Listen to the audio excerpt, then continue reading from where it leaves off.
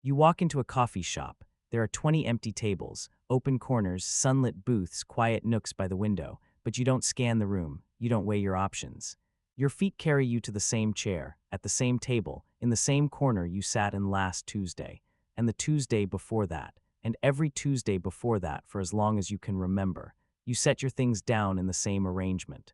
Phone to the left, drink to the right, bag on the same hook, and something inside you settles. Not excitement, not even conscious thought, just a quiet exhale you didn't realize you were holding. Now someone else walks in.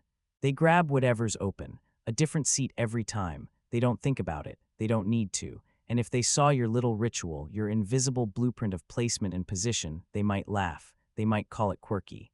They might not understand it at all, but here's what's interesting. That seat you chose isn't random. It never was. And that feeling you get when someone else is sitting in it, that tight little knot in your chest, that low hum of irritation you'd never admit out loud, that's not irrational. That's your psychology speaking. So why do some people attach themselves to a specific spot like it's sacred ground? Is it just a habit? Is it anxiety? Is it something deeper, something wired into the architecture of who they are? Stick with me until the end, because the answer doesn't just explain a seating preference. It might explain your entire relationship with safety, control, and the world around you. Here's something most people never think about. Your brain is constantly trying to conserve energy. Every decision you make, no matter how small, costs something. What to wear, what to eat, which route to drive, where to sit. Individually, these choices feel weightless. But collectively, they drain cognitive resources your brain would rather spend on survival, problem solving, connection, and meaning. So your brain does something elegant. It automates. It builds routines. It finds what works and repeats it so you don't have to consciously decide again. And sitting in the same spot is one of the most common, most invisible expressions of that automation. But here's the thing. Not everyone does it for the same reason. And that's where it gets really fascinating. There are three very different psychological profiles behind this behavior, three very different minds arriving at the same chair. Let's start with the first group, the ones who built walls out of familiarity. These are people whose need for the same spot didn't start as a preference. It started as protection. Somewhere in their past, the world shifted without warning. Maybe it was a home that changed too often, an unpredictable parent, a childhood where the rules kept rewriting themselves and nobody handed them the new version. Maybe it was a single event, a loss, a betrayal, a moment where everything they trusted rearranged itself overnight. When you grow up in an environment where change equals danger, your brain decides on your behalf. It decides that sameness is safe, not intellectually, not as some grand philosophy, but neurologically. The amygdala, which is the part of your brain responsible for detecting threats, becomes hypersensitive to unfamiliar environments. New spaces feel louder. Unknown arrangements feel exposed. Your nervous system doesn't relax until it recognizes something, anything, that signals you've been here before and you survived. That's what the same seat provides. It's not about the chair. It's about the feeling the chair gives you, predictability.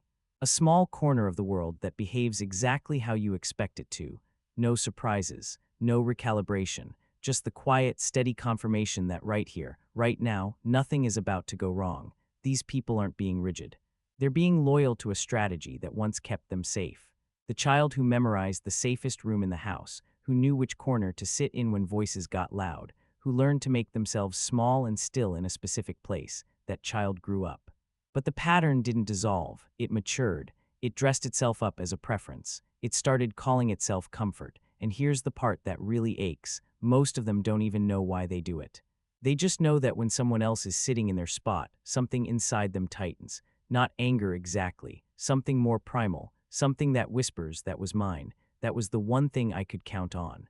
If this is you, there's nothing broken about it. Your brain learned to anchor itself in a world that felt unanchored. The same spot isn't a quirk, it's a scar that learned to look like a habit. Now let's talk about the second group. The ones who are managing an invisible storm. These are the catastrophizers, and I don't use that word to diminish them. I use it because psychologically, that's exactly what's happening, and it's far more intelligent than people give it credit for. Catastrophizing is your brain's attempt to simulate every possible negative outcome so it can prepare a response in advance. It's not irrationality. It's a survival algorithm running on overdrive. So how does this connect to sitting in the same spot?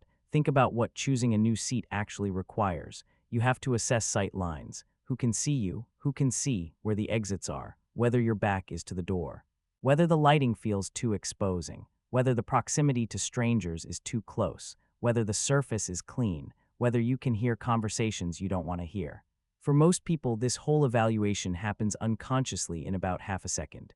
For someone with anxiety, it happens consciously, deliberately, and exhaustingly every single time. So the brain offers a shortcut. Sit in the same spot, eliminate the variables, reduce the scan, skip the entire threat assessment because you've already done it 100 times in this exact seat, and the answer has always been the same: safe, manageable, known. This isn't laziness. This is a mind that is working harder than anyone around it, doing the invisible labor of managing an environment before it can even begin to exist within it. The same seat becomes a control point, a place where the internal storm quiets just enough to function, and the person next to them has absolutely no idea. They just see someone sitting in a chair. They don't see the mental architecture that was required just to get there. And here's what people really misunderstand about catastrophizers. They're not pessimists. They're not weak. They are, in many cases, the most situationally aware people in any room. They've already mapped the exits. They've already imagined the fire. They've already thought about what happens if the ceiling collapses, the conversation goes sideways, the stranger 3 tables overlooks at them a little too long. They're exhausted, yes, but they're also ready. For everything, all the time. And that one chair, that one table, that one corner of the room, it's the single place where their mind is allowed to stop preparing.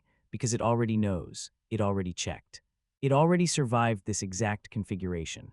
That's not a quirk. That's a coping strategy dressed as routine.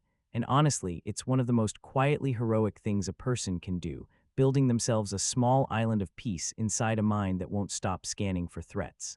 Now here's where it gets surprising. The third group. Not everyone who sits in the same spot is running from something. Some of them are running towards something, and the seat is part of the strategy. In psychology, there's a concept called defensive pessimism. It sounds negative, but it's actually a high-performance tool. Defensive pessimists set low expectations not because they lack confidence, but because imagining failure helps them prepare more thoroughly. They visualize what could go wrong, and then they build plans to prevent it. Now apply that thinking to the environment. These are the people who chose their seat deliberately the very first time. Back to the wall so no one can approach from behind and break their focus.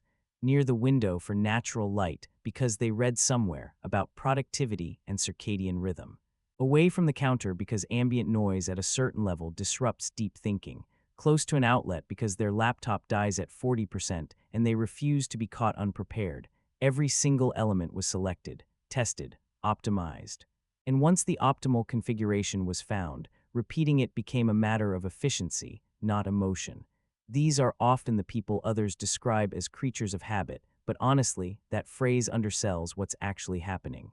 They're not habitual, they're systematic. They treat their environment the way an athlete treats a pre-game routine. Same warm-up, same stretches, same order, same result.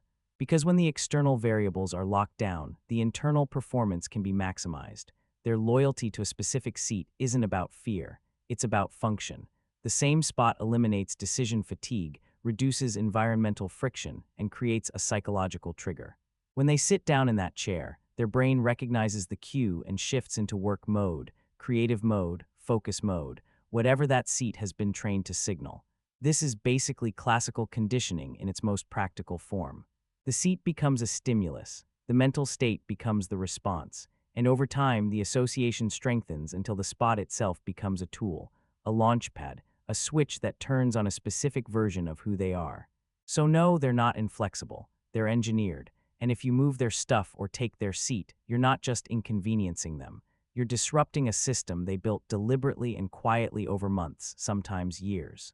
Now here's the part nobody really talks about. All 3 of these groups share something in common. They've all been dismissed, laughed at, teased, told they're being dramatic or weird or too particular. Someone has rolled their eyes at every single one of them for caring so much about a chair, but the chair was never the point. The point was what the chair represented: safety for the first group, calm for the second, clarity for the third.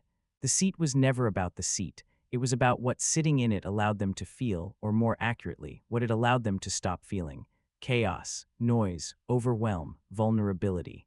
And here's the contradiction that makes all of this kind of beautiful. The same behavior that protects them can also trap them. The person who needs the same seat to feel safe might struggle hard when that seat isn't available. The catastrophizer might spiral if the coffee shop rearranges the furniture one day. The strategist might lose an entire afternoon of productivity just because their spot was taken and nothing else feels right. Rigidity, even when it starts as wisdom, can quietly become a cage if you never stop to examine it. The safest patterns are the ones you choose consciously, not the ones that choose you. But let me be really clear about something. Recognizing this doesn't mean the behavior is broken. It means it's worth understanding. Because when you finally understand why you need that same corner, that same chair, that same side of the bed, you stop seeing it as a weird little quirk and you start seeing it as a message.